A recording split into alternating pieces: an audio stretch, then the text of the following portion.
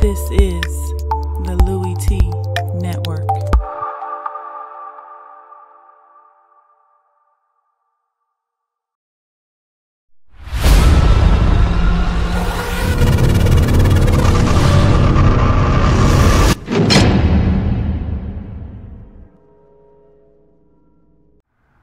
Who else could it be? Me, your man, Louie T. Welcome to Lockdown Coverage, week number 10 in the National Football League. Pittsburgh Steelers on the road taking on the lowly Indianapolis Colts. Easy win for the Steelers, right? Right? Wrong. In typical Pittsburgh Steelers fashion, they play down to the level of their competition and almost lose the ball game. This game felt eerily similar to the Chicago Bears game in like week 3 of the season, where for most of the game, they trailed in this game, looked like they were going to lose, then they tie it up, then I'm thinking, okay, even leaving, they're going to find a way to win. Remember, they lost that game to Chicago in overtime. They were able to pull this one out at the end, however, of regulation on a Chris Boswell field goal. He missed a field goal that would have given him a lead earlier in a possession or two before the game-winning kick that he was able to split the uprights with. Nonetheless, you could probably say that about this Steelers season. Of their 7 wins, 6 of them are probably ugly and hideous as they come. But again, in this league, it doesn't matter how they look. It only matters that you have one more point on the scoreboard than the other team at the end of the game. And the Steelers have done that just as good as anyone else in this league. But I'm waiting for that one breakout game. And I think I've been saying this since about week 4, maybe 5. Waiting for that one breakout game when they score 37 on somebody. I think this defense is legit. And look, it's the Indianapolis Colts. I'm not going to sit here and act as if they went out and stopped a top 5 offense in the league. They stopped Jacoby Brissett and the fighting Indianapolis Colts, okay? However, 2 big plays by the Colts really made up their entire day offensively. And if not for those big plays, and look, you can't give those up if you're the Steelers. But without those 2 plays, they got a whopping 3 points on the scoreboard due the Indianapolis Colts. So I think the world of this Steelers defense. You know that, but they have some huge losses that they sustained in this game. We'll talk about that a little bit later on. But first and foremost, thank you for joining me on the program. I'm, of course, your man, Louie T. And if you haven't already done so, what are you waiting on? Subscribe to the Louie T Network for more great content in 2017 and beyond. We're changing the game over here. I want you to help us do that by simply hitting that subscribe button and becoming a member of the Louie T Network. Also, I've got a number of social media platforms. There's Instagram, there's Twitter, there's YouTube, there's Facebook. You want to be in tune to what's going on this channel. You want to know when I'm going live. Turn on those notifications. Make sure you follow me on all of those different social media platforms. All of those social media platforms and the links to get to those so that you can follow me on them down in the description below, as well as how you can donate to this channel. Patreon, PayPal are the 2 ways you can do so. There is a video on my channel. Down in the description is the link directly to that video on how you can earn exclusive content on the Louie T Network via Patreon. So check that out. Also, the ways to donate to this channel, as you just saw on the screen in front of you, the links are down in the description below as well. And they'll be in the description of every single video that I do moving forward. So with that being said, let's quickly break this game down. It's the same old story we've seen with the Steelers for about the last 4 or 5 years.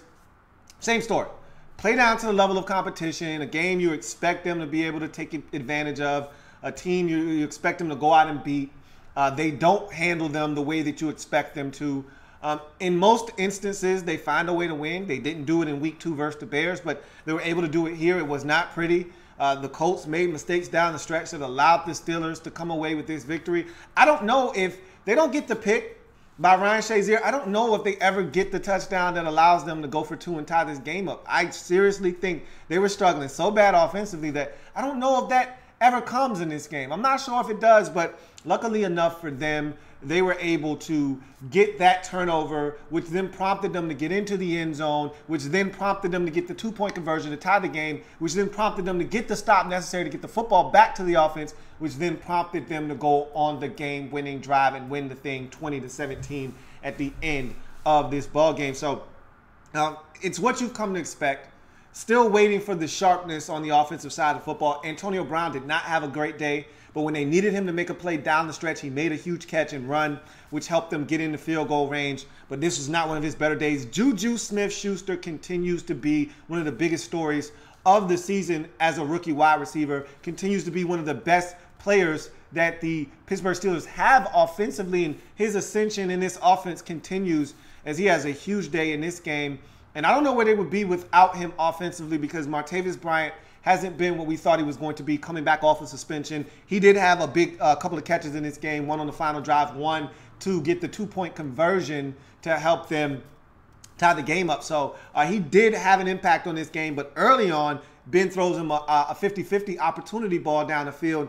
Martavis Bryant, instead of going up and contesting for that football, thinks it's going to drop over the defender. Great play by Pierre Desir to pick it off, but nonetheless, offensively, Le'Veon Bell wasn't his greatest in this game. Give some credit to the Colts defensively. I thought they did a good job of bottling him up, hitting him every time he touched the football. They were physical in this game, were the Colts. And so not a big rushing day for the Steelers, not a great passing day for the Steelers. Again, not pretty offensively by any stretch of the imagination, but a win in the National Football League, and the Steelers get it done. Defensively, I have to say this quickly. I love this Steelers defense, and I talked about how I believe that their front seven is the best in the league.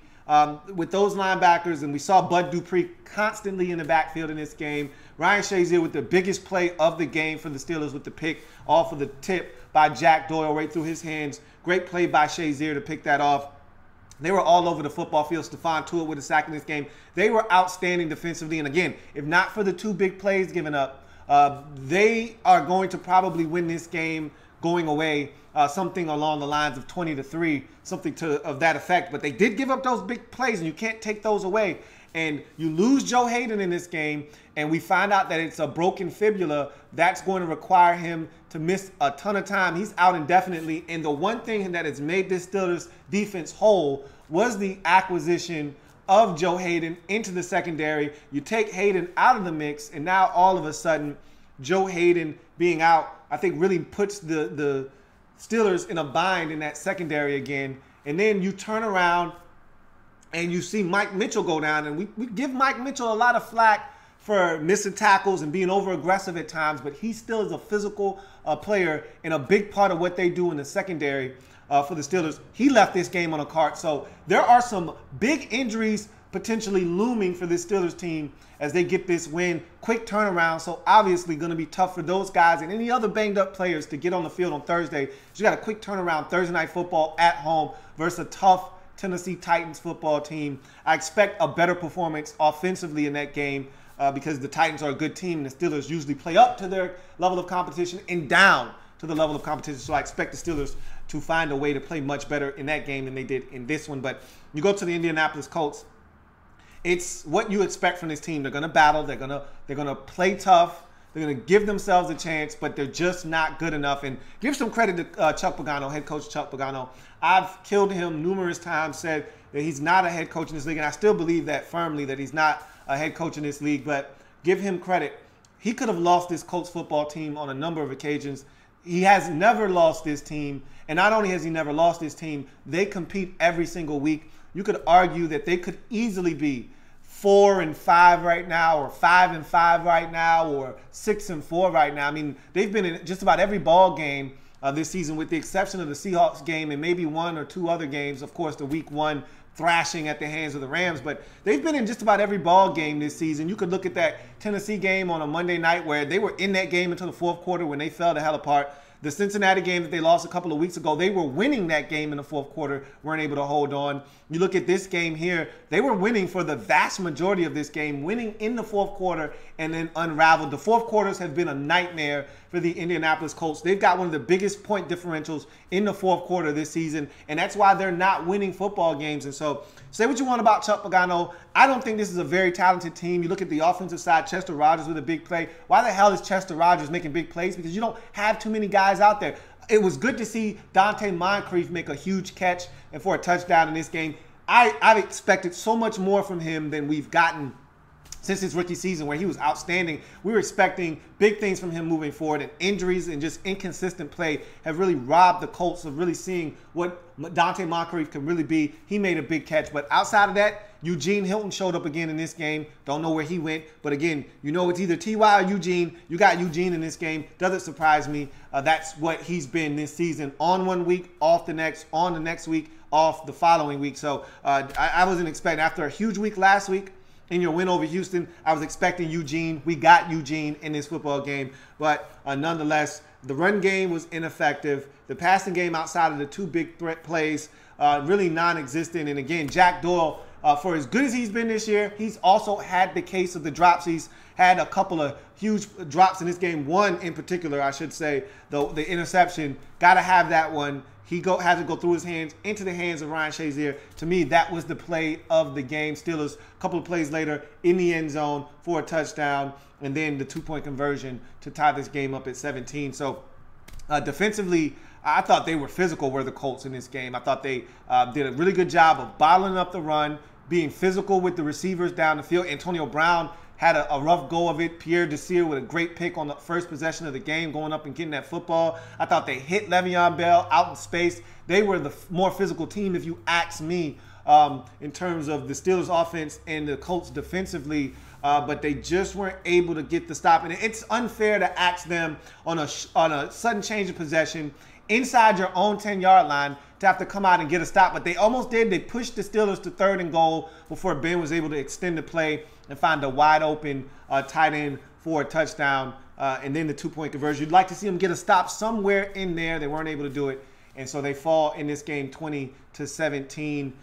Do the Indianapolis Colts, dropping them to 3-7 on the season. Steelers improved to 7-2. Quick turnaround for them, as I mentioned, on Thursday night versus Tennessee. For the Colts, they're now going to have their bye week, and much needed for them as they limp into the bye 3-10. I'm going to say it again. I've said it a number of times. I'm going to say it again. Jacoby Brissett is a starting quarterback in this league. You put him in an offense, and you let him learn and grow with the same offensive coordinator, and you give him some weapons around him. The one thing I will say, he does hold on to the football too long, take sacks unnecessarily, but you can't tell me that you haven't seen NFL starting quarterback potential out of Brissett this season. I like what I've seen, and I think that guy could be a starter down the road for some NFL franchise. Let's get to some of your comments before we get out of here, if there are anyone out there to comment. Enrique Valencia says, another week, another second half meltdown, nothing new. Same thing as I mentioned already, especially the fourth quarters, which have been very rough for this Colts football team. Enrique says, Brissett might not make it to the end of the year. The O-line is horrible once again. He's taken a lot of hits. Some of them his fault. Let's not absolve him of wrongdoing. There are times where he holds on to the football way too long, but the offensive line is a problem yet again. And Andrew Luck's injuries, you can tell that a lot of those have come from the beating and the punishment he's taken behind a porous offensive line. And Enrique also says this passing game lacks creativity. It's either a screen or a deep shot. And it's what's been the trademark of this football team. And when you've got a young quarterback that is still growing and a lack of targets and weapons, this is what you can get. And it's been frustrating because I think there are ways to offset the offensive line. And I'd like to see some other things done. But again, there aren't a ton of talented guys out there. I mean, Chester Rogers is solid. But Dante Moncrief's been a huge disappointment this year. And then T.Y. Hilton is Eugene again this week. I mean, hard to really be effective when you don't have a lot of guys. If Jack Doyle's the best you got at tight end, you probably have a problem on your hands. Enrique also says, is it me or T.J. Green is only good for a penalty? Nothing player.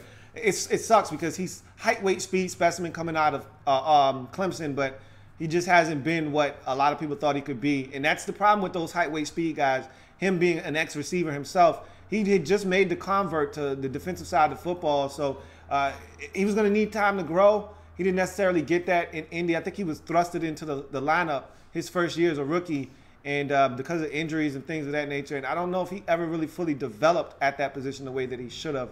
Eduardo O'Neill says, do you think that the Steelers can secure a top seed and maybe the Colts squeak a division title?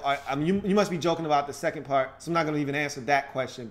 But the first question, absolutely, they're in the mix. There are three teams in the mix for a #1 seed in the AFC: Pittsburgh, New England, and Kansas City. Right now, for me, it's going to be either the Steelers or the Patriots for that top seed out in the AFC. And finally, Cloud says Brissett definitely can be a starter, and depending on how hurt Andrew Luck is, he may be the Colts starter of the future. That is true, and I haven't really taken that into consideration because I've heard a lot of people say that that's a serious injury for Andrew Luck, but I can't imagine it being career-ending.